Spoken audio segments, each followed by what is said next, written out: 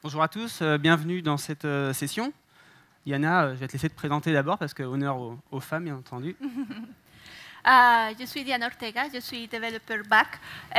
J'ai accompagné à JCDecaux pendant la conception et le développement de la solution qu'on va vous présenter aujourd'hui. Et Sonny Tricoire, donc je suis responsable des équipes techniques à la direction B2C chez JCDecaux. Alors, on va effectivement donc vous présenter un projet qu'on a travaillé ces derniers mois, sur lequel on a travaillé ces derniers mois, qui consiste à gérer des vélos qui sont connectés et les gérer au travers d'une infrastructure serverless. Donc, bon, je vais vous parler brièvement de JCDecaux et du produit qui est le sujet de notre conf là, c'est les vélos en libre service. On vous exposera un peu le problème et les contraintes qu'on avait au départ. Et puis, on va décrire un peu la solution et ce qu'on a mis en place pour y remédier. Puis, on fera un petit takeaway en conclusion. Par rapport à la partie qu'on va vous montrer, il y a beaucoup d'aspects à gérer. On a pris quelques-uns et on va les détailler. Mais si vous avez des questions à la fin, n'hésitez pas à les poser. Donc, JCDecaux, qu'est-ce que c'est? Donc, c'est le leader mondial en communication extérieure. Donc tout ce qui est outdoor. On a divers types de phases publicitaires, donc sur du mobilier urbain, dans les villes. Typiquement les abribus comme on a en bas. Alors, je ne sais pas si vous voyez trop bien au fond. Donc l'affichage qu'on voit typiquement sur le bord des routes, des choses comme ça. Et dans les transports, les bus, les aéroports, etc. Donc c'est un business qui est d'abord B2B. On va louer des emplacements publicitaires, des espaces publicitaires sur l'espace public. Auprès des collectivités territoriales, que ce soit des régies de transport, que ce soit des villes, etc. Et on va se rémunérer sur la publicité qu'on met sur ces supports-là. Il y a une grosse phase de transformation digitale qui est en cours dans ce business. On remplace au fur et à mesure les affiches papier par des écrans. Et du coup, toutes les opérations d'affichage qui se faisaient de manière hebdomadaire, bah, finalement, on augmente la fréquence pour pouvoir vendre sur des slots de un quart d'heure, une demi-heure, sur les dispositifs digitaux. Pardon. Un des moyens de réduire un peu la location qu'on a au travers des villes, c'est de fournir des contreparties, des services. Donc un abribus, bah, ça protège de la pluie, c'est pas grand-chose. Et des fois, c'est un peu plus évolué comme les vélos en libre service. Et c'est un peu sur ça que moi, c'est sur ça que je travaille au travers de la direction du système d'information B2C. Donc ça adresse tous les produits et services que fournit le groupe JCDecaux, donc pour toutes les filiales, pour le grand public. Donc mes équipes, elles travaillent à faire le build et le run de ces systèmes-là, donc en 24/7 worldwide. Alors, les vélos en libre service, bon, généralement tout le monde en a entendu parler. On a commencé vraiment à faire une grosse version en 2007 avec Vélib à Paris.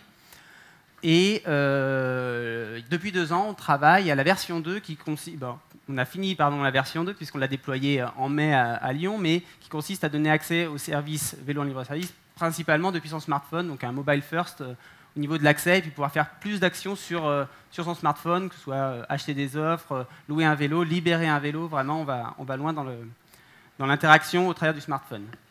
Et puis... on travaille donc, c'est le sujet de notre presse, c'est qu'on a travaillé notamment avec Diana sur la version 3 de ce système, donc grâce à un gain qu'on a eu d'un appel d'offres à Stockholm. Et là, on est sur des vélos qui sont connectés. Donc il n'y a plus d'infrastructure où on vient placer les vélos de manière physique. Et par contre, un peu comme vous avez vu avec Ofo Mobike à Paris, qui sont arrivés depuis quelques mois maintenant, les vélos ils peuvent être garés n'importe où, physiquement parlant, il n'y a pas de blocage. Voilà. On a eu de la chance, c'est un projet qui a été gagné avec la Suède, et donc c'est toujours plus facile avec un Zlatan dans l'équipe. Grosso modo, comment est-ce qu'on s'est réparti les rôles? Donc l'équipe corporate doit, elle, maintenir une infrastructure, une architecture robuste, scalable et multi-tenant. On ne va pas adresser que le sujet Stockholm, mais on va fournir la solution pour plein de contrats potentiels. On devait aussi assurer la compatibilité avec les systèmes de vente existants, c'est-à-dire qu'on ne veut pas tout refaire, on veut garder notre interactivité au travers du smartphone, la gestion des utilisateurs, les transactions financières et tous les outils d'exploitation. Donc les outils d'exploitation pour nous, c'est fournir aux gens qui vont sur le terrain, soit réparer, soit gérer la régulation des vélos en libre-service, toute une panoplie d'outils, soit mobile, soit back-office. Et puis l'équipe suédoise, eux, ils avaient la partie relation client, donc forcément avec la ville de Stockholm, la conception du vélo, la gestion de l'UX et de l'UI de l'application pour faire quelque chose d'un peu personnalisé pour les Suédois, la conception du cadenas, ça c'est un point important parce qu'il y a le hardware et le software, et enfin la réalisation d'un POC. Diana? Oui, je suis désolée. Avant d'aborder un problème, il faut le comprendre. Il y avait certaines contraintes fonctionnelles qu'il fallait comprendre avant de commencer une solution. C'est que déjà, les utilisateurs veulent avoir des applications mobiles. L'idée, c'est que, soit que soit la solution, il fallait que le vélo peut être prêté à travers de l'application mobile pour des utilisateurs existants sur la plateforme de JCDecaux. Ça veut dire qu'il faut réutiliser ce système qui existe déjà. En plus, le vélo doit être loué que pour des utilisateurs autorisés. Et à chaque fois, on voudrait aussi savoir c'est quoi la position du vélo. Pas de l'utilisateur, pas du client, mais du vélo. Il faut que ces informations soient sécurisées. Les informations des clients aussi doivent être sécurisées. Et la communication et tout, il doit y avoir un certain emphasis dans la sécurisation. Il y avait des autres types de contraintes que ça venait de la ville. C'est pour ça qu'on a mis les lumières de Stockholm. Il n'y a pas de borne accrochée. Ça veut dire, ce n'est pas comme c'était ici avant à Paris, qu'il y avait une borne où vous pouvez louer le vélo. Il n'y a pas de borne. Mais il y a des zones dédiées pour la déposition des vélos et pour la récupération des vélos. Ce sont comme des stations virtuelles. Il faut les définir dans le système. Là, il ne voulait pas que ce soit une sorte d'anarchie, que tout le monde, n'importe qui, puisse mettre le vélo partout.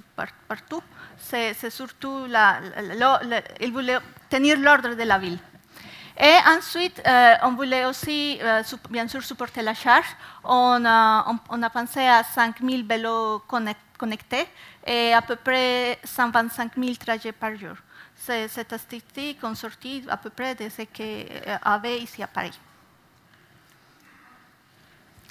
Alors, on a commencé par essayer de scoper, de trouver un système pour rapidement pouvoir poker et démontrer le fonctionnement. Donc, on a un peu scopé les différents fournisseurs du monde IoT.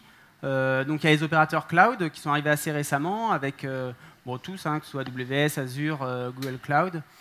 Il y a les pure players de l'IoT qui font plutôt des verticales produits pour gérer des véhicules autonomes, pour gérer des capteurs de pression ou des capteurs de fluide ou électricité. Des opérateurs de réseau, donc qui viennent plutôt du monde des telcos, avec Docapost, Genius et Sierra, et puis quelques acteurs de open source. Par rapport à nos compétences qu'on avait en interne, à savoir qu'on a déjà beaucoup d'infrastructures qui est dans le cloud AWS, nos contraintes d'intégration, c'est-à-dire qu'on veut pouvoir réutiliser un système qui est déjà sur AWS et en même temps s'intégrer avec lui de manière transactionnelle, donc avec une vraie qualité de service. De part aussi la modularité et l'adaptabilité, donc qui nous a plutôt orienté sur les opérateurs cloud.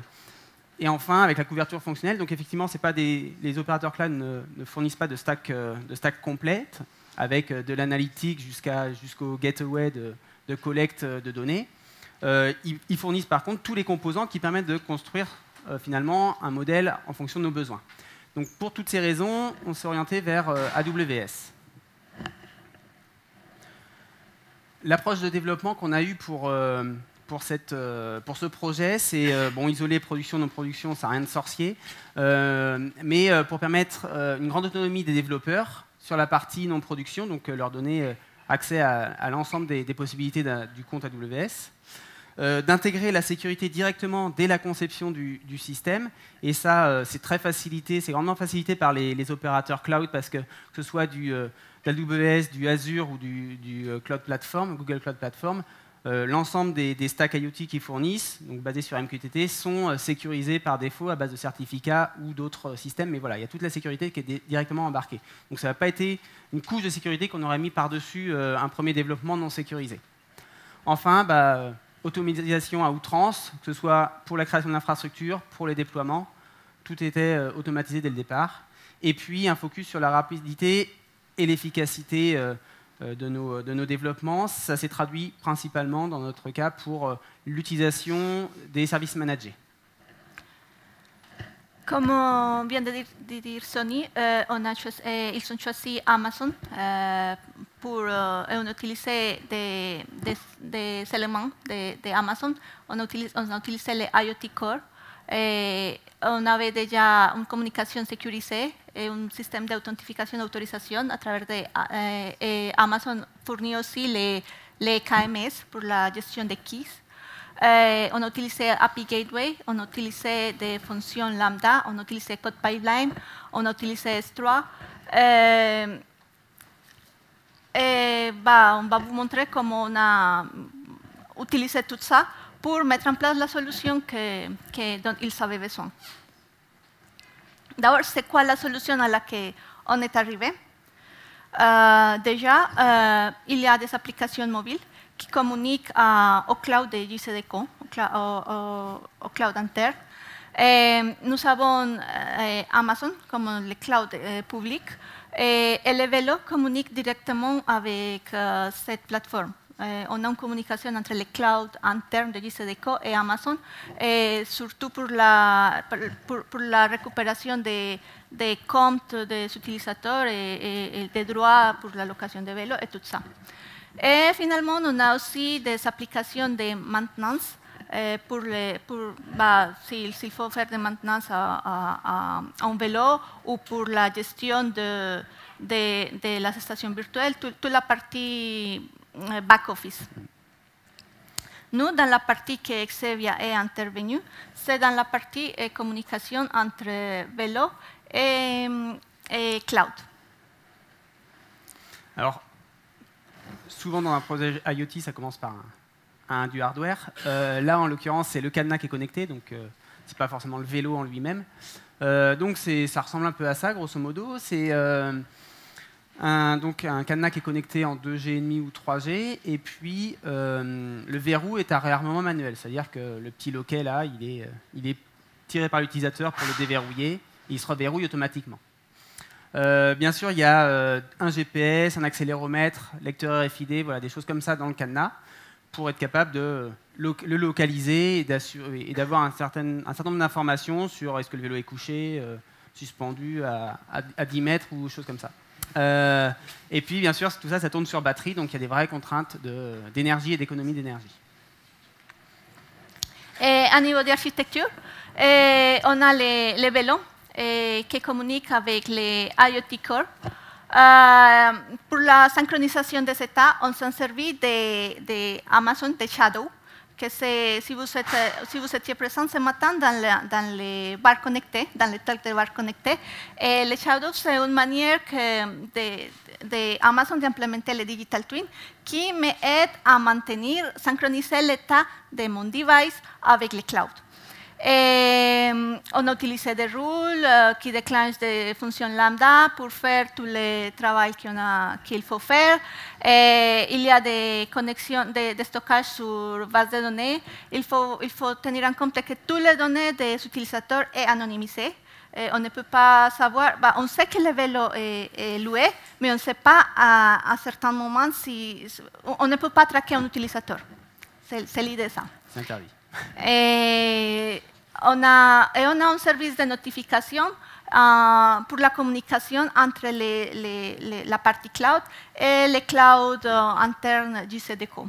Et on a aussi utilisé Amazon API Gateway. On a exposé des API pour des applications internes et certaines applications externes. Alors, en ce qui concerne le déploiement, comment ça s'est passé, Diana? Pour le déploiement, on a utilisé Code Pipeline. On déclenchait le Code Pipeline en utilisant la CLI, la Amazon Command Line Interface. On a utilisé Ansible automatiser ça. On a utilisé CloudFormation, le code pipeline, c'est comme les Jenkins de Amazon. Il me permet de créer des stages pour aller récupérer le code, pour aller faire les builds de mon code et pour le déployer. Et on a stocké tous les artefacts sur S3. Pour le développement, on a utilisé SAM. Et les services, les serverless, les Lambda, on a utilisé Go, langage Go. Alors, ce n'était pas une volonté, une impossibilité technique qu'on avait dans nos data centers à nous, en tout cas on-premise, mais vraiment un accélérateur, là encore, pour être le plus autonome possible et pour pouvoir aller le plus vite possible. Parce qu'on a bien sûr des Jenkins, etc. en propre. Mais voilà, là, ça nous a simplifié la vie sur cette phase de déploiement. Et, bon, on va parler un peu de la partie craft, comment on a organisé le projet. Et je vais commencer pour vous parler comment on a organisé le code. On a utilisé les command patterns. On a toutes nos fonctions, c'est tout dans un même projet, c'est un seul projet. On a toutes nos fonctions là, mais on partage des fonctionnalités des services, par exemple la connexion à la base de données, la communication avec les plateformes IoT et tout ça. Et voilà, on a, pour la configuration du projet aussi. Comme on a dit, on a utilisé Go et c'est très adapté à ce type de déploiement, à ces patterns. On a construit des applications indépendantes. Et chacun, on pouvait la compiler indépendamment des autres.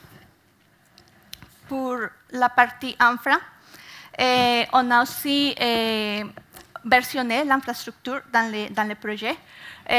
On a divisé la partie compilation, la partie database, la partie monitoring, la partie de création de tout le pipeline. Et on a généré des scripts pour pouvoir lancer les stacks depuis nos postes à nous, à travers la CLI. On a utilisé SAM. SAM, c'est pour ceux qui développent des applications serverless. SAM, c'est la version Amazon du framework serverless. On a choisi SAM parce que on a commencé ce projet en janvier de cette année. Et à cette époque-là, c'était le seul qui nous permettait de définir notre API en utilisant Swagger. C'était très convenient parce qu'on avait déjà notre API définie et documentée en même temps. Il fait la transformation ça à l'API Gateway et c'était très convenient. C'est natif à Amazon. Et pour les tests, on a créé nos outils de mock de test. Avec Go, c'est facile de créer les mocks des interfaces. On a fait des tests d'intégration et pour faire les tests d'intégration, on a créé des stacks locales. Ici, on a un exemple de la création en local d'une table. Quand on utilise DynamoDB en local, la seule manière de créer une table, c'est en utilisant un document JSON. Et voilà, on utilise ça. Le problème, c'est que un moment, ça c'est pour la création de tables, c'est un simple bash. Le problème, c'est que pour la création de stack du SAM, du fichier pour le déploiement, la définition de table se fait dans le même fichier. Comme on avait déjà des fichiers JSON, on a fait juste l'import du fichier qu'on avait déjà créé, ici dans les locations. Et comme ça, on n'a pas créé en double la configuration. À cette époque-là, ce n'était pas trop bien documenté, c'était un réussi quand on a fini pour faire ça. Et on a pensé à utiliser LocalStack pour faire des tests aussi. Et LocalStack, c'est un outil qui moque différents services Amazon, par exemple S3, l'API Gateway et tous les services Amazon, ou beaucoup de services d'Amazon. Le problème, c'est qu'il n'a pas un stack pour IoT. Et c'était surtout ça qu'on avait besoin. Et alors, on n'a pas utilisé ça. Par contre, SAM a le SAM local qui me permet d'initialiser l'API en local. C'était comme si j'ai mon serveur web déclenché avec tous les endpoints de tous mes lambda que j'ai déployés. Pour la partie de déploiement continu, on a créé un pipeline pour environnement. On a fait des tests d'intégration, mais on les fait passer seulement sur le UAT, sur l'environnement de UAT. Et pour le monitoring de toutes mes pipelines, normalement, on n'a pas accès à l'interface web de Amazon. Alors, on a utilisé un outil qui s'appelle AWS Build Monitor. Il me permet, c'est un outil qui, à travers de la ligne de commande d'Amazon, va pinguer à Amazon pour aller récupérer l'état de pipeline que j'ai configuré. Là, il me dit, par exemple, que mon pipeline, tout est vert, les trois stats, la récupération de sources, les builds de mon code et le déploiement est bon. Et pour la documentation, on s'est servi d'un framework que Sony a trouvé. Ouais, c'est Markdown Architectural Decision Records, pardon. L'idée, c'est de garder tout l'historique des décisions d'architecture qui ont été faites. Ce que je voulais conserver, c'est vraiment tout le déroulé et pas seulement comme dans les docs standards ou les architectures standards, avoir la dernière version de l'architecture sans trop savoir pourquoi on en est arrivé là et sans garder l'historique. Donc ça nous a permis d'avoir un aperçu des déroulés de plusieurs décisions que nous avons dû prendre. Voilà. Alors, pour vous faire un petit takeaway, en tout cas pour reparcourir les bons points, les points plus difficiles et les points catastrophiques du projet. Voilà, Diana, tu commences. Dans la partie bien, les équipes, c'était très compétent. Il y avait de tout. Il y avait des gens qui faisaient du code de Java. Il y avait des connaissances Amazon et on a eu une bonne dynamique d'équipe dans le projet. Et on a utilisé Go. Et une des choses bonnes, c'est que le projet a commencé en janvier. Et le support natif d'Amazon pour créer des fonctions lambda a commencé mi-janvier. C'était pile pour le projet. On avait fait nos réunions, notre première sprint, la conception de l'architecture et tout ça, et on a fini et on a pu s'en servir dès le démarrage, dès la sortie des fonctions lambda pour Go. On a pu commencer à les utiliser. Et Go, c'est facile à apprendre. J'étais la seule à avoir déjà fait du Go. Et les personnes qui ont dû prendre en main le langage, c'était très facile pour eux aussi. Et il y a de bonnes performances. Il n'y a pas de machine virtuelle, alors c'est pas pour l'utiliser sur des lambda, c'est assez convenient. La partie Amazon IoT est très facile à prendre en main. Et l'organisation du travail, on était tout le temps sur des méthodologies agiles. Sur les problématiques un peu plus hard, on ne peut donc pas simuler ou moquer AWS IoT, donc on ne peut tester que sur la version de prod, entre guillemets, côté Amazon, parce qu'effectivement, on avait plusieurs environnements. Donc voilà, faut vraiment rapidement se confronter à la réalité sur les services managés. Et puis, bien sûr, la partie hardware, avec là aussi des difficultés à avoir les premiers protos, d'avoir un environnement qui soit ISO, ce qu'on aura sur le terrain. Donc, il faut simuler un maximum et essayer de s'en sortir comme ça. Ouais. Et pour la partie moche,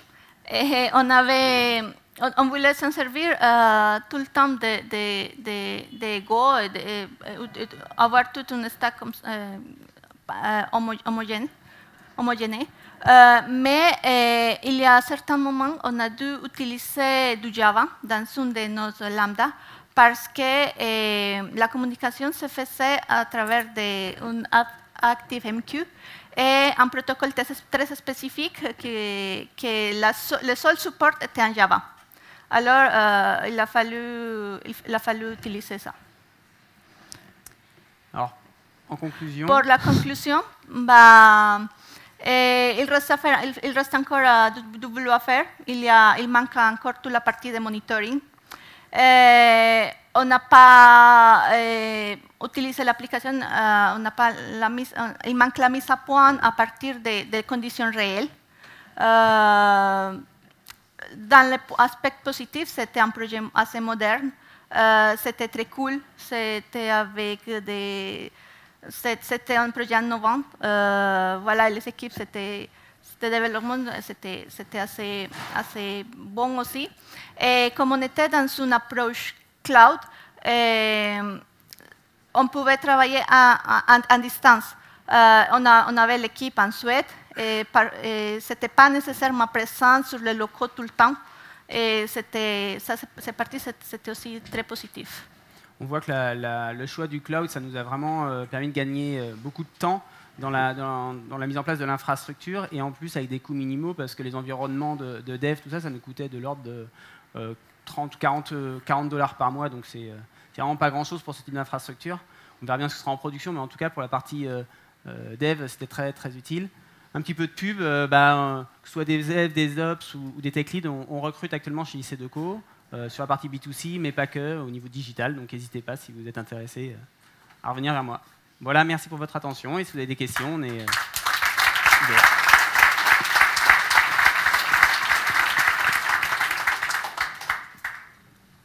Là-bas. C'est bon? Ok. Donc il nous reste une vingtaine de minutes pour les questions, donc on est assez large. On a le temps. Lâchez-vous.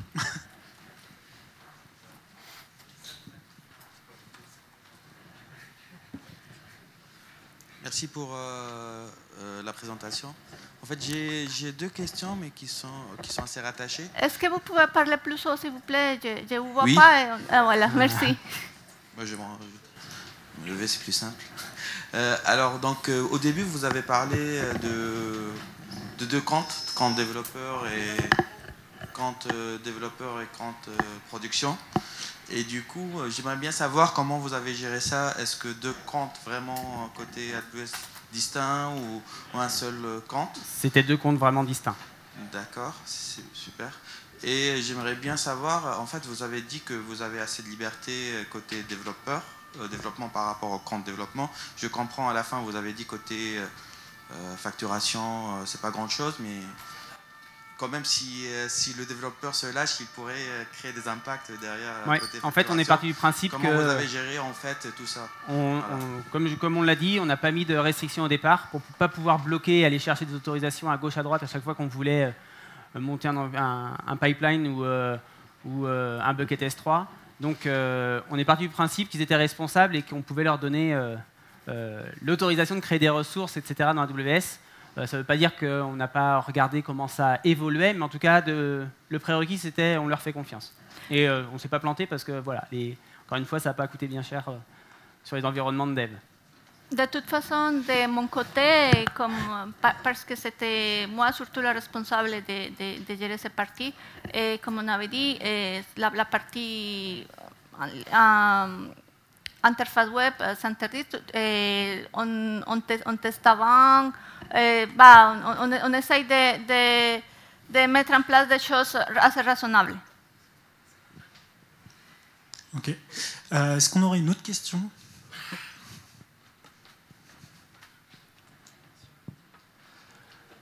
Merci pour la présentation. J'ai une petite question par rapport au langage. Donc j'ai compris qu'on a utilisé Go pour l'aspect pas de call start au final au niveau des lambdas. Est-ce qu'il y avait d'autres aspects qui vous ont séduit? Enfin, qu'est-ce qui a motivé le choix du langage au final? Alors effectivement, il y avait beaucoup sur la partie perf. La volonté aussi d'utiliser un peu ce biais-là pour trouver un nouveau langage et essayer d'apprendre sur des nouveaux concepts de programmation, et c'est un peu le cas de Go. Voilà, c'était une certitude d'avoir aussi des profils avec des bonnes compétences derrière. Donc. Okay. Des choix un peu optimistes de prime abord, puisque effectivement, quand on a démarré le projet, il n'y avait pas de VM nativement supporté. Il fallait passer par des shim JS ou Python pour traiter ça. Shim, c'est des librairies qui permettent de coder, par exemple, en Go, mais quand on va exécuter les lambda, derrière, c'est du Node.js, par exemple. Ok. Une autre question, peut-être? Oui. Okay. Juste je voudrais savoir si vous avez fait déjà des tests de perf, bon, en gros des tests de charge plus perf. Alors, on n'a pas fait de test de charge en termes de volumétrie, on a fait des tests de performance en termes de délai d'action entre une demande de déverrouillage depuis un smartphone. On ne faisait pas vraiment depuis le smartphone, mais pas depuis la stack AWS, donc depuis la stack, on va dire, JCDecaux, et le temps de déverrouillage physiquement du simulateur du cadenas, parce qu'on n'avait pas le cadenas réel, et c'était inférieur à 1 seconde, donc 500 millisecondes dans ces zones. L'idée, c'était être les cadenas ouverts les plus rapides de la France. De l'Ouest.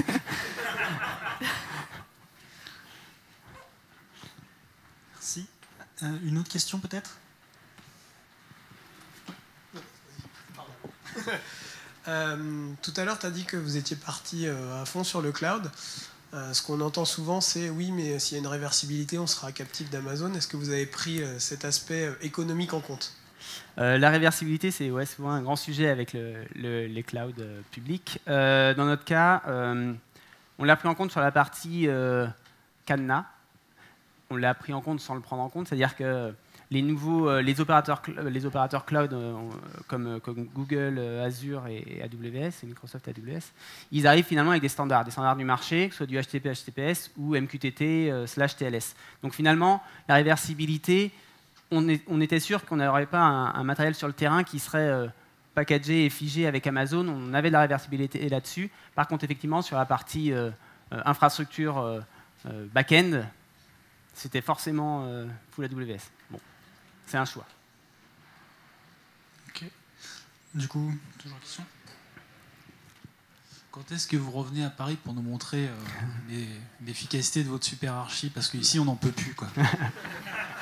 Malheureusement, il faut demander ça à la mairie de Paris, parce que moi, je peux rien y faire. Très bien. Une autre question, peut-être?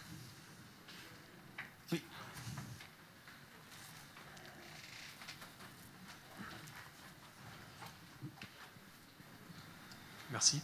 Est-ce que vous aviez essayé d'autres approches que le serverless avant de partir sur une architecture serverless?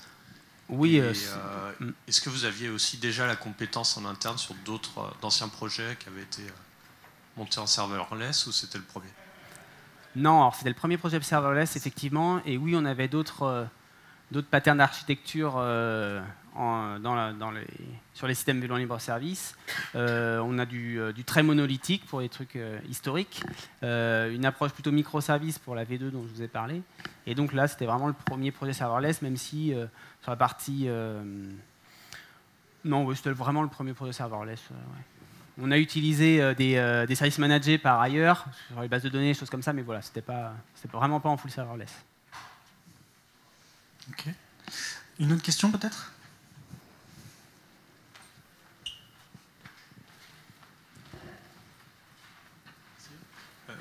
Déjà, merci pour la présentation. Je n'ai pas bien suivi. Est-ce qu'il y avait dans votre architecture un tampon entre le service Amazon IoT et les lambda? Non, ce qu'il fait à les services IoT, c'est de gérer des rôles. Les rôles déclenchent des actions qui sont des lambda, qui sont gérées par les lambda. Alors, on crée des rôles sur les messages qui arrivent.